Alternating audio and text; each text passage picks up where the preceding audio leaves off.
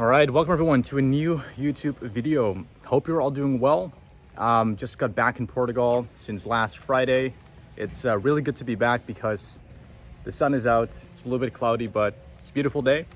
And yeah, today I wanted to talk about the biggest hiring mistakes that I've made in my journey.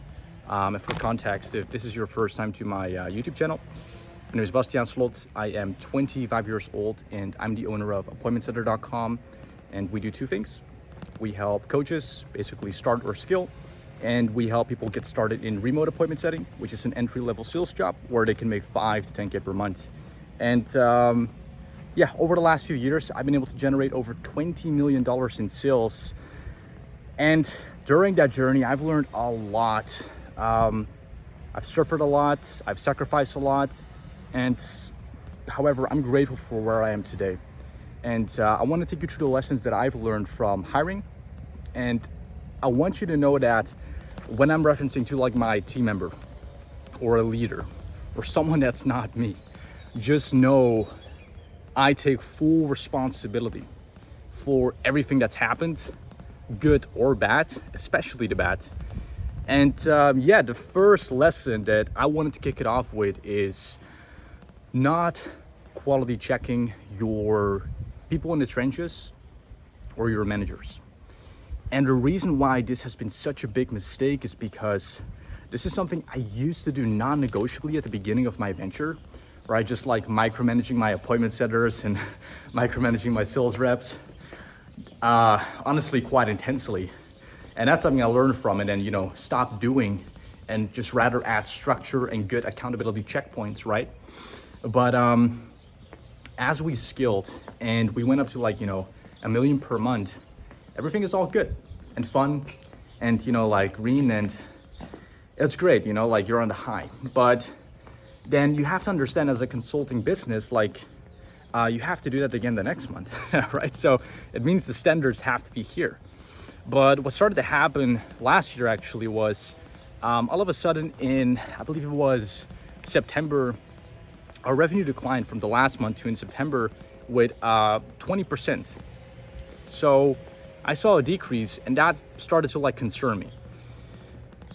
And I asked my managers like, hey team, and we have like a weekly leadership meeting. So basically just asked them what's going on. And they said that, like they've got it under control. They're going to be doing X, Y, and Z to resolve it. And, the month after September is October. So October is going to be better, right? And, 2 weeks into October, we were pacing for the same, revenue cash that we did in September. And that's when I started to like generally get concerned, right? And again, my managers told me like, hey, all's going to be well. Don't worry. We're doing this and this and that. And again, it's like, okay, all good. Awesome. Right. Because I was really busy with just other parts of the ventures, right? Like that are my responsibility. So, but I didn't let it be just that, right? So what I did instead, the second time around, was I asked for call recordings, and man, oh man, like, and just to be specific, it was for my B2C company. I grabbed some call recordings, and I was like, okay, let me just see what's going on here, right? Because our closing rate is like going down, which means our sales are going down. So this is like where the problem is somewhere. So let me check out the call recording, right? So grab the call recording. And the first minute I saw the call recording, I was like, okay, I see what's going on here. And this is not to blame the rep. It's not to blame the manager. They just do what they believe is good, and I put them in charge. So it's on me, right? But I was shocked. And I noticed that just to give you some context on the call, like the rep that I was reviewing lacked a lot of confidence, a lot of leadership, and it's good energy, especially when you're helping people get into a very expensive program.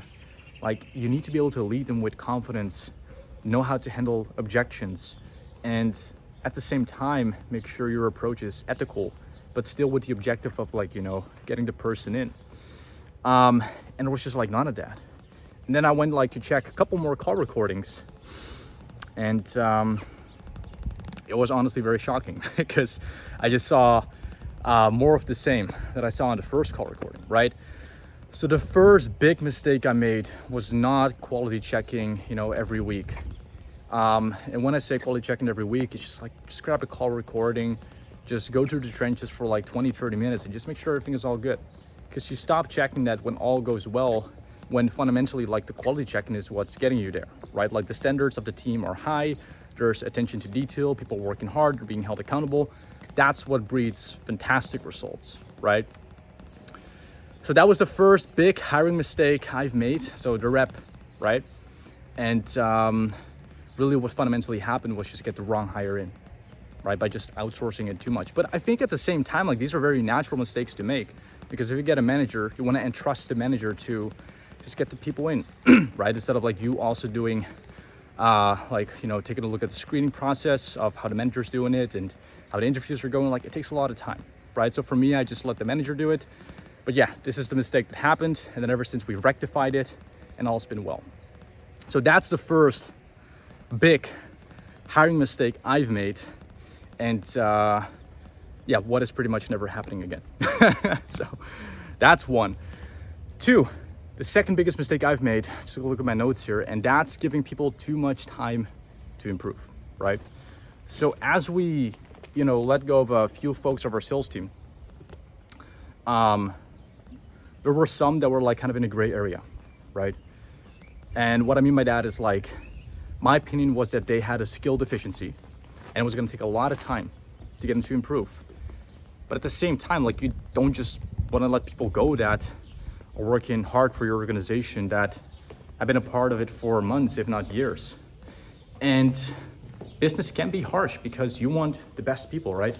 You want people to be skilled. You want people to be have high standards and have attention to detail.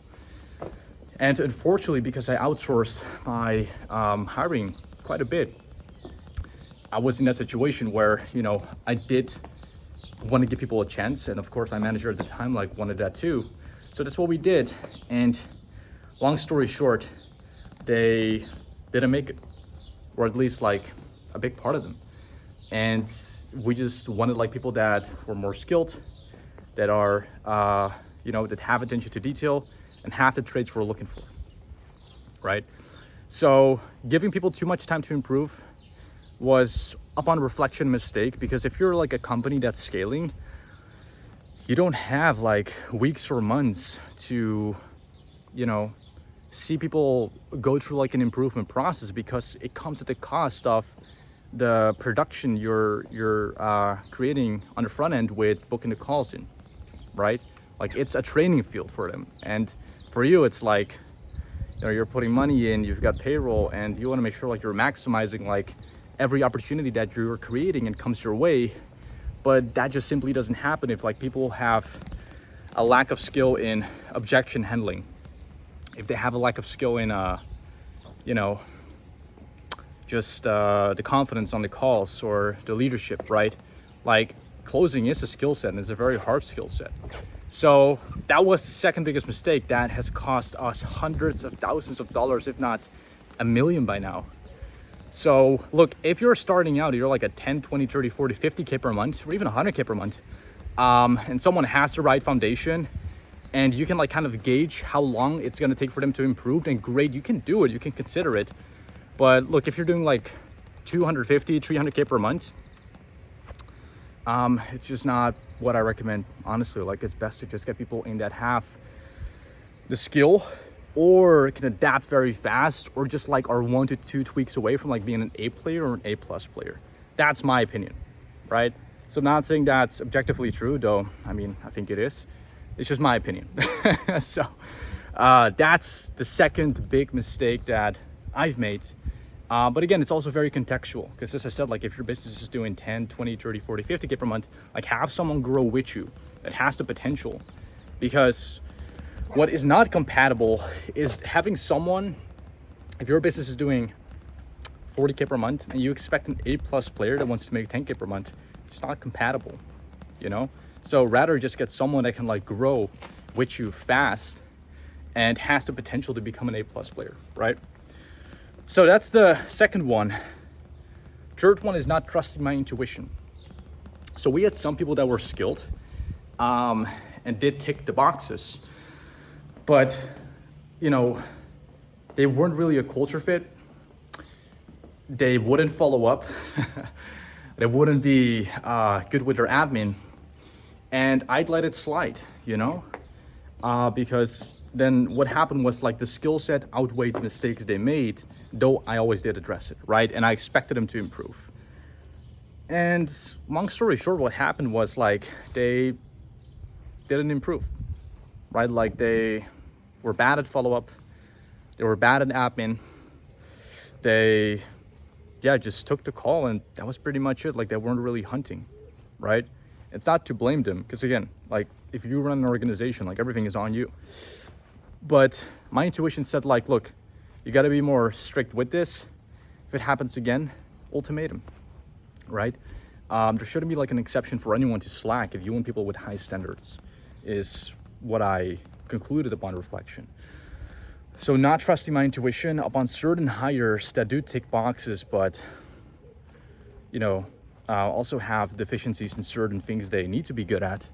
Upon reflection, I should have let them go earlier, because there are people out there that have the skill, plus will do the admin, plus do the follow-up, plus the other stuff that is important in a rep, right? Like for me, I don't like reps that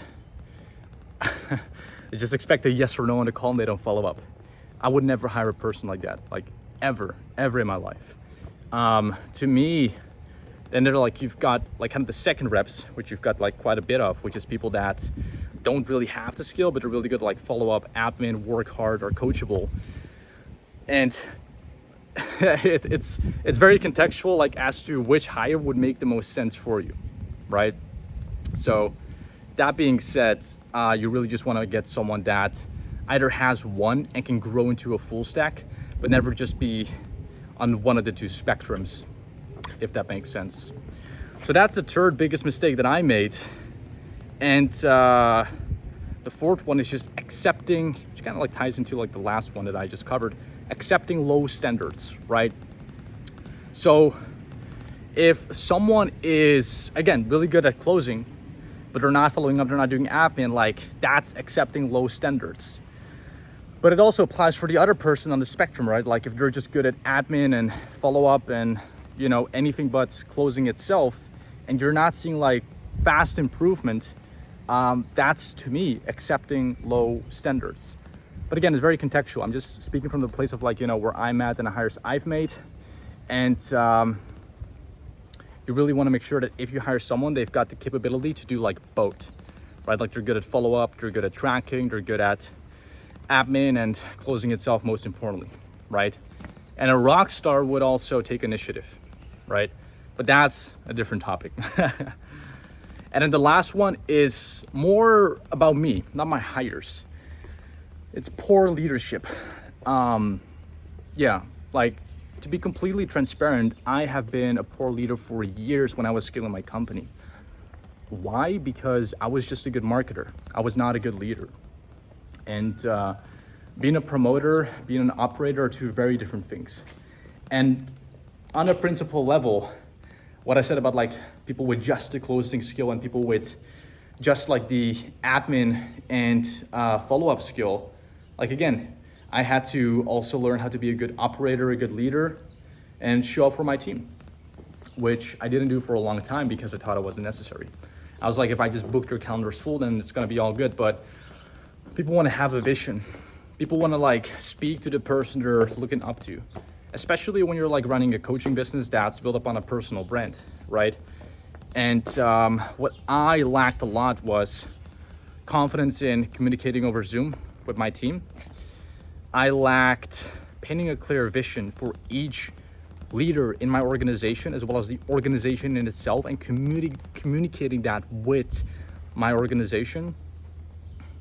And I think the biggest thing is just like not addressing hard conversations, right?